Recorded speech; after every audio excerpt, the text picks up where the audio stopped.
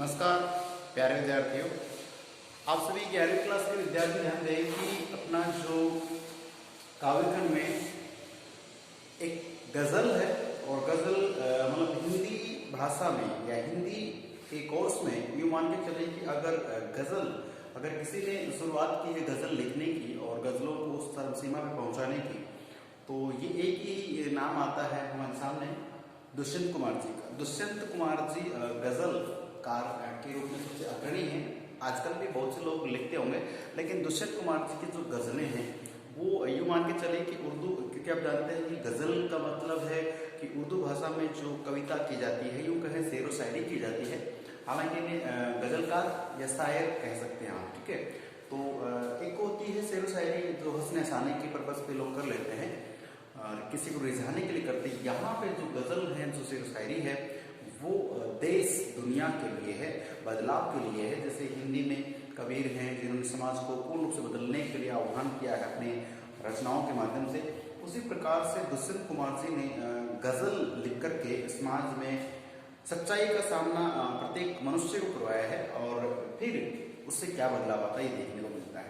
तो प्यारे विद्यार्थी, हमारी जो गजल है, ये गजल साये में धूप नाम का एक शीर्षक काव्य संग्रह इनका, जो बहुत प्रसिद्ध है, बहुत बड़ा है वो तो, लेकिन उसका कुछ अंश यहाँ पे हम पढ़ने जा रहे हैं 11वीं क्लास के सिलेबस में जो लगा रखा है। तो हम बात करें कि जो गजल है उसके हमने दो जो गजलें हैं, जिसे 30 चौथी आज पढ़ेंगे। और अदंत की पद या दोहे का तो सीधा सा अपने अर्थ प्रतीकार्थ निकाल लेते हैं, भावार्थ आ जाता है, शब्दार्थ आ जाते हैं। यहाँ गजल है तो देखिए शब्द कुछ और है। मैंने फर्स्ट ऑफ जो आज जो वीडियो था उसमें यहाँ पे मैंने एक शब्द लिखा था लाक्षणिकता। तो लाक्षणिकता से मतलब होता है कि मैंने उस टाइम एक मुहावरा देकर आप समझाया था, ठीक है ना। तो देखिए कोई भी मुहावरा ले लीजिए, तो मुहावरों को तो हमने मानकीकरण कर रखा है, ठीक है। तो जैसे मान लो छाती पर मूंग दलना, छाती पर मूंग दलना, ये मुहावरा है। संभव हो सकता है सर? नहीं। किसी भी इंसान की छाती पे मूंग को रख के दलना, उसकी दाल बनाना, ये हो सकता है क्या? नहीं। तो इसका मतलब क्या है? तो मतलब शायद सी बात है कि किसी व्यक्ति को बहुत परेशान करना, नाकों चने चबाना। अब नाकों से कोई चने चबाता है क्या? नहीं। लेकिन ये देखिए मुहावरों का जिस प्रकार से आप अर्थ समझ जाते हैं, लगा लेते हैं, उसी प्रकार से यहाँ पे गजल में एक पंक्ति कुछ और तरीके की, दूसरी उसका तुक करे ना करे। देखो यहाँ पे देखिए लेंगे, यहाँ पे लिए या सही या लिए। तो शायरी में क्या होता है या पदों में क्या होता है कि अंतिम जो पद होते हैं उनका स्वर या व्यंजन के आधार पर तुकबंदी होती है, ये ऐसा नहीं है। तो यहाँ पे क्या पढ़ रहे हैं? लाक्षणिकता पढ़ रहे हैं। लाक्षणिकता का मतलब है कि जैसे मैंने फर्स्ट में कहा था कि आसमान सर पर उठाना, शोर शराबा करना। अब शोर शराबा करना और आसमान सर पर उठाने की कोई कॉम्बिनेशन नहीं है, लेकिन फिर भी हम मानते हैं लक्षण है वो उस तरह से। तो वही बात है कि किसी शब्द को पढ़ करके उसका अर्थ या प्रतीकार्थ लगा लेना, वो लाक्षणिकता है। तो देखिए, न हो कमीज तो पांवों से पेट ढक लेंगे, न हो कमीज तो पांवों से पेट ढक लेंगे, ये लोग कितने मुनासिब हैं इस सफर के लिए। मैं वही बात करने जा रहा था कि शेर व शायरी सर क्या पढ़ रहे हो, क्योंकि आप 11वीं क्लास के बच्चे काफी समझदार हैं और जिस तरह का जमाना चल रहा है आजकल, आप उसको शेर व शायरी के रूप में अक्सर ऐसी कुछ शेर व शायरी पढ़ जाती है, उसका ये पहली पंजा का ये लास्ट पंजा सेकेंड का तुकबंदी होनी चाहिए, शब्दावली बननी चाहिए, तब वो शायरी होती है। लेकिन मैं फिर कह रहा हूँ, ये वो शेर व शायरी नहीं होती, गजल है। इसकी प्रत्येक शब्द का मतलब होता है, बस इसको पढ़ने का लहजा तरीका अलग होता है और दोनों का अर्थ भी इस प्रकार से। देखिए, तो न हो कमीज, न हो कमीज, यार देखिए जहां जहां नीचे आ रहा है तरीके के हिसाब से उसमें नुक्ता लग रही है, ये उर्दू भाषा शब्दावली का लिपि का कारण है। और देखिए कि न हो कमीज, कमीज यानी कुर्ते को कहते हैं जो पहनते हैं, कुर्ता, शर्ट, बुर्सेट, कुछ भी बोलते हैं लोग, उसे पहनते हैं।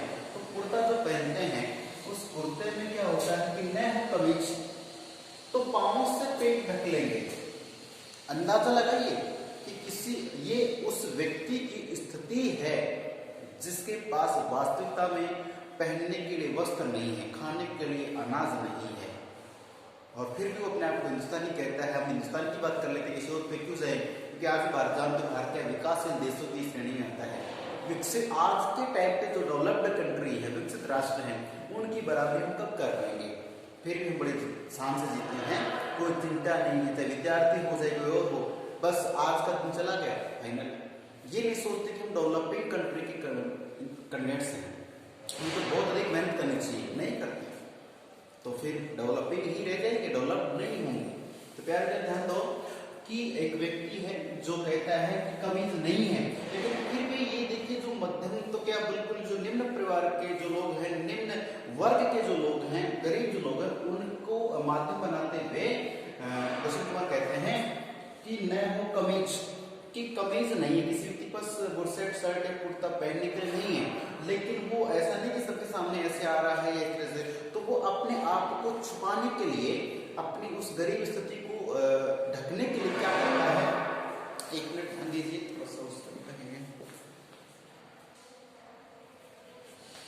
तो बात कर रहे हैं कि न हो कमीज तो पाओ से पेट ढक लेगा, कुर्ता नहीं पहन रखा, अब ये व्यक्ति बैठा है तो ये उकड़ू बैठेगा। उकड़ू बैठना जानते हैं ना, अपने पंजों के बल ऐसे कैसे बैठ जाएंगे, जैसे भी मैं खड़ा हूं यूं का यूं बैठ जाऊं, पलाती पलाती नहीं लगाना, बिल्कुल ऐसे कैसे बैठ जाऊंगा, तो जो पेट है वो उस पेट तक घुटने आ जाएंगे, ये तरीका है। तो ये सोचो कि ये लोग अपने यहाँ इस पंक्ति, पूरी पंक्ति का मतलब है कि पांव से पेट ढके, ठीक है, यहाँ पंक्ति का मतलब है कि ये व्यक्ति अपनी जो हालात होती है, अपनी जो कमियां होती हैं, अपनी जो गरीब स्थिति होती है, उसको किसी और को बताने के लिए कुछ नहीं करते हैं, उसे छुपाने का, उससे एडजस्ट करने का, उसको समायोजित करने का प्रयास अपने आप ढूंढ लेते हैं।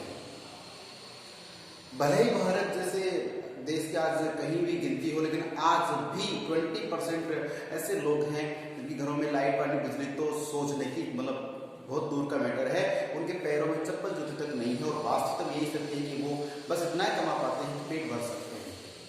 जबकि आज भी इस भारत जैसे देश में लोग मिनटों के हिसाब से लाखों करोड़ की संख्या में पैसे कमा रहे हैं। तो ये दो वर्ग बन गए हैं, ये कैसे बने हैं? ये तो या तो हमारा कर्म है, ये हमारी सोच या हमारी नीति, कहीं ना कहीं इसके दोषी जिम्मेदार हम ही हैं। सच्चाई को जान नहीं पाते हैं, समय को पहचान नहीं पाते हैं और पीछे रह जाते हैं। खैर छोड़िए, ये वक्त किसी का भी आ सकता है, इसलिए मैं आपसे यही अनुरोध करता हूं कि भले ही आप 11th क्लास में हैं, बस ये कि जो सिलेबस आपको दिया जाता है उसे पढ़ें, कंप्लीटली पढ़ें, सीरियस होकर पढ़ें, कि जिस दिन आप किसी एग्जाम के लिए, किस सर्विस के लिए तैयार हो, रेडी हो, तो आपका सिलेक्शन ही होना चाहिए, नहीं तो जिंदगी बहुत हिसाब लेती है। तो ये शेरो शायरी के तरीके से सही ध्यान दीजिए कि गरीब आदमी होते हैं, अपने पेट को ढक लेते हैं, अपने घुटनों से, अपने पैरों से, अर्थात अपनी वो स्थिति को छुपा लेते हैं। ये लोग कितने मुनासिब हैं इस सफर के लिए, इस सफर के लिए मतलब इस जीवन को जीने के लिए, इस सफर के लिए सफर चल रहा है। आपका जन्म, शैशवावस्था, बाल्यावस्था, किशोरावस्था, पता नहीं कौन कौन सी अवस्था आ रही है, और आप उनको बस शैशवावस्था में खेल के, है ना, शैशवावस्था में होश नहीं था, बाल्यावस्था में खेलते रहे, किशोरावस्था में तो किसी को समझते नहीं है, और फिर आती है हमारी कौन सी किशोरावस्था में, प्रौढ़ावस्था आती है, जब बस काम धाम इतने भागदौड़ करते, गधे की तरह इंसान कमाता है, लेकिन प्राप्त क्या करता है? अच्छा कर लिया तो ठीक है, नहीं तो फिर आप समझ तो ये दुनिया ही संघर्ष है, लाइफ इज स्ट्रगल। तो प्यारे विद्यार्थियों, ये इन बाकायदे सफर के लिए कि हमारा जीवन रूपी सफर है, ये जो यात्रा है, इस यात्रा में मुनासिब का मतलब उचित, ठीक है, कितने ये लोग कितने मुनासिब अर्थात कितने आराम से ये अपने सफर को काट लेते हैं, जी लेते हैं उचित रूप से। मुनासिब यानी अच्छा समझना, मुनासिब उचित उपाय, अर्थात ये जो बिल्कुल गरीब जो लोग होते हैं वो किस प्रकार से अपने जीवन को, इतना बड़ा जीवन होता है उसको भी इस सफर को किस प्रकार से बिना किसी के सामने अपने दुखों का रोजना रोए, अपने आप में ही दुखी होते रहेंगे, लेकिन किसी को भाई हाथ तो कर क्या पहले ना अपना जितना है उसमें कर लेते हैं। यहाँ पे वशिष्ठ कुमार यही कहना चाहते हैं कि मनुष्य के अंदर देखिए भूख हो, प्यास हो, नींद हो, ये तो खैर नेचुरल चीजें होती है, लेकिन वो समझ, सोच विकसित अपने आप हो जाती है। कुछ लोग कहते हैं कि बादाम खाने से बुद्धि नहीं, लेकिन ठोकर खाने से बुद्धि अवश्य आती है। कुछ अभागे ऐसे भी होते हैं ठोकर खाने के बाद बुद्धि नहीं लेते हैं। ये यहाँ बताया गया है कि जो वर्ग होता है, जो लोग होते हैं, कोई व्यक्ति होता है, वो अपने आप अपनी सूझबूझ को विकसित करके और अपना जीवन जीता है। आगे ये बहुत इंपॉर्टेंट रहेगी, ध्यान रखना, एग्जाम की दृष्टि से मोस्ट रहेगी, आपको टेस्ट में मिल सकती है किसी भी स्टूडेंट। खुदा नहीं न सही, खुदा नहीं न सही, आदमी का ख्वाब सही। क्या समझे? सही देखिए कि खुदा नहीं न सही, आदमी का ख्वाब सही, कोई हसीन नजारा तो है नजर के लिए। अगर इन पंक्तियों को हम कहीं खड़े होकर जल से बोल रहे, बड़ी अच्छी पंक्तियां हैं, बस यही कि इनका अर्थ हमें तो होना चाहिए। देखिए खुदा नहीं, प्यारे विद्यार्थियों यह मैं कह रहा हूं कि इन शब्दों के आधार पर नहीं निकलता, इसका प्रतिकार्थ है, मैं आपको समझाना चाहता हूं, ध्यान दें। खुदा का मतलब, अब जैसे मुस्लिम संप्रदाय के लोग खुदा कहते हैं, अल्लाह कहते हैं, रहीम कहते हैं, हम लोग उसे भगवान कहते हैं, ईश्वर कहते हैं, परमात्मा कहते हैं, पता नहीं क्या क्या नाम दे रखा है। ये सिर्फ कबीरदास जी के अनुसार ये बस अपने आप में बांट रखा है, पढ़ाई हुई है, बात हुई है। तो देखिए खुदा उस ईश्वर को, उस परमात्मा को, भगवान को कहते हैं, तो खुदा नहीं। अब यहाँ पे छोटी सी आपको मैं बात बताना चाह रहा हूं कि इस संसार में बहुत से लोग ऐसे हैं जो ये कहते हैं कि भगवान नाम की कोई चीज ही नहीं है, बिल्कुल भी नहीं मानते कि भगवान कोई है या नहीं है। चलिए, और वो भगवान नहीं मानते तो जाहिर सी बात है वो भगवान के नाम से डरते भी नहीं है। इसका मतलब पाप और पुण्य दो चीज है, पाप और पुण्य। अब देखिए आप समझ सकते हैं कि पाप किसे कहते हैं, पुण्य किसे कहते हैं। दोस्तों एक दूसरे के विरोधी हैं, एक दूसरे के अपवाद, एक दूसरे के विलोम है। तो कि कुछ लोग ये मानते हैं कि भगवान नाम की कोई चीज नहीं है, अर्थात वो बोलना चलना करना सही गलत जो भी कर रहे हैं अपने मन के हिसाब से कर रहे हैं, अपने सोच बुद्धि के हिसाब से कर रहे हैं। उन्होंने मान रखा कि भगवान नाम की चीज नहीं है, न श्रद्धा भक्ति है, न मंदिर मस्जिद की जाना, न कुछ नहीं करना, न भगवान का स्मरण करना, कुछ भी नहीं करते लोग। तो ये लोग क्या करते हैं, खुले आराम से, खुले रूप से ये पाप भी कमाते हैं। अब सोचो कि सारे लोग ऐसे सोचने लग जाएं तो पूरी इस सृष्टि में, पूरे संसार में क्या होगा, पाप ही पाप होगा, कत्लेआम सरेआम होगा, कत्लेआम सरेआम होगा। तो न फिर कोई मनुष्य न किसी का नाम होगा। तो बात करते हैं कि खुदा नहीं न सही। अब मैंने क्या कहा, कुछ लोग ऐसे हैं जो ये मानते कि भगवान, ईश्वर, खुदा, अल्लाह जैसी कोई चीज नहीं है। अब नहीं है तो लोग किसी का डर नहीं, वो डरते नहीं किससे, भगवान का भय तो है हमारे को। दूसरे कुछ ऐसे लोग हैं ये मान के सोचते हैं कि कहीं ना कहीं भगवान जरूर है। कोई मान लिए कि भगवान है, उनको भी नहीं पता कहाँ है, लेकिन वो माने कि भगवान है। तो फिर क्या करते हैं कि श्रद्धा भक्ति करते हैं। फिर चाहे गाय को चारा चला रहे हैं, गाय को माता कह के संबोधित कर रहे हैं, उसका पालन पोषण कर रहे हैं, उसकी भाई प्रोटेक्शन कर रहे हैं। तो कुछ लोग नहीं माने तो गाय को एक लौता पशु मान रहे हैं, कन्या को माता, बहन को बेटी, इस तरह से माना जाता है। तो जो रिश्ते नाते, जो श्रद्धा भक्ति है, जिसने ये मान लिया कि भगवान नहीं है, उसके लिए तो नहीं है, वो पाप पुण्य करने में कोई श्रम नहीं करता है। लेकिन कुछ परसेंट ऐसे व्यक्ति हैं जो ये मानते हैं कि भगवान कहीं ना कहीं जरूर है, हमें सच्चा ही कार्य करना चाहिए, हमें सत्कर्म करने चाहिए। वो ऐसे व्यक्ति पाप करने से डरते हैं, चोरी नहीं करते, खुला खेत पड़ा है उसमें से यार पता नहीं कोई है, लेकिन भगवान तो देख रहा होगा, कभी भी वो गलत नहीं करते, यार भगवान तो देख रहा होगा। आप बाइक चलाते हैं, आप जानबूझ के तो एक गिलहरी या किसी पक्षी को भी नहीं मारना चाहते, किसी छोटे को भी, गिलहरी के रोड पे आती है नहीं मारना चाहते हैं, इत्तेफाक से मर जाए तो मर जाए। अब सोचते हैं यार ये भी तो जीव है, और जीव के अंदर भगवान माने तो प्यारे प्यारे ध्यान दो कि खुदा नहीं न सही। कुछ व्यक्तियों का ये मानना है कि भगवान नहीं, अरे मत मानो, कोई बात नहीं, न सही, आदमी का ख्वाब से। तो कुछ देखिए मैं क्या कहा कि कुछ व्यक्ति मानते हैं भगवान है, कुछ व्यक्ति मानते नहीं है। इसका मतलब जो नहीं मानते उनके हिसाब से तो पाप पाप हो गए, और जो मानते हैं वो पुण्य का काम कर रहे हैं। तो ये जो प्रकृति है, ये संसार, इसमें बैलेंसिंग हो रही, बिल्कुल संतुलन चल रहा है कि हाँ।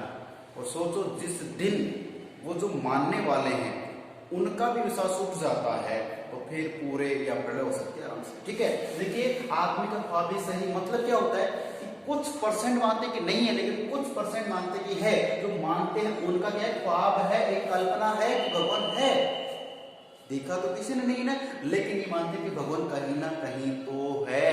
ये आदमी का ख्वाब है, ये आदमी की कल्पना है। और कई बार क्या होता है कि हम विश्वास में, हम कल्पना में जिंदगी को बहुत लंबी आराम से जी सकते हैं। अगर आप या हमारे को ये पता चल जाए कि पंडित जी महाराज कोई एक्सपेक्ट देखे कि आपका तो इस तरह से इंतकाल होने वाला है, आप तो इतने वर्ष जिएंगे, उस आदमी को आज बता दो, जबकि बोल के आपको आज से 10 साल बाद आपका एंड होने वाला है, वो आदमी 10 साल जिएगा जरूर, लेकिन वो पल पल मरता रहेगा, ये मान के चलिए। तो ये सच्चाई है कि हम अपना वर्तमान जैसे चल रहा है और हमारा भूतकाल चला गया, फ्यूचर जो हमारा क्या होगा हम किसी को नहीं पता है। हाँ, ये जरूर कि हम कर्म के आधार पर अपने फ्यूचर को अच्छा बना सकते हैं, ठीक है ना, कि अच्छी मेहनत अच्छी टैलेंट दिखाते हैं तो कहीं का अच्छा मुकाम ले लेते हैं, लेकिन सच्चाई में ये नहीं पता है कि हमारे भविष्य में हमारे साथ क्या क्या हो सकता है। ठीक है, चलिए प्यारे विद्यार्थियों, तो हम देखते हैं कि खुदा नहीं है सही, आदमी का ख्वाब ही सही कि भगवान में कुछ लोग मानते हैं कुछ लोग नहीं मानते हैं, लेकिन जो मानते हैं वो कल्पना के रूप मानते हैं कि हाँ भगवान कहीं है, तो ये आदमी का ख्वाब है, लेकिन ख्वाब ही सही, फायदा तो है। चलिए, कोई हसीन नजारा तो है नजर के लिए, कोई मतलब कोई भी हसीन का मतलब बहुत सुख सुविधा देने वाला, खुशियां देने वाला अच्छा जो पल है, हसीन सुंदर होता है वैसे तो, हसीन हसीना वगैरह समझते हैं, तो कोई हसीन नजारा, नजारा मतलब कोई ऐसा दृश्य, कोई ऐसा पल, कोई ऐसा सुखद दृश्य है नजर के लिए, नजर का मतलब यहाँ पे आंख के लिए, कि हमारी आंखें, अब देखिए सोचो कि आप और हम मनुष्य हैं और हम ये देखना, आप चाहते हैं कि बुराई देखना चाहते हैं। आपने महाभारत के युद्ध का अंतिम पड़ाव देखा हो तो आप देखते हैं कि जो युधिष्ठिर हैं वो युद्ध तो जीत गए, लेकिन जब देखा था तो था क्या, इधर देखा उधर देखा तो चारों तरफ खून ही खून था, और जो मृतक लोग थे वो किसके थे, उसके अपने तो थे, वो विजय तो हो गया, तो उसने क्या कहा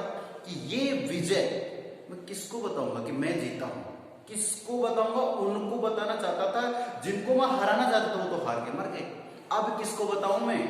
अर्थात युद्ध जो होते हैं या पाप जो होता है वो व्यक्ति का समूह नष्ट कर देता है। ठीक है, ध्यान दीजिए कि जो नजर है, हमारी आंखें, हमारी आंखों को कुछ अच्छा देखने की आदत सी है।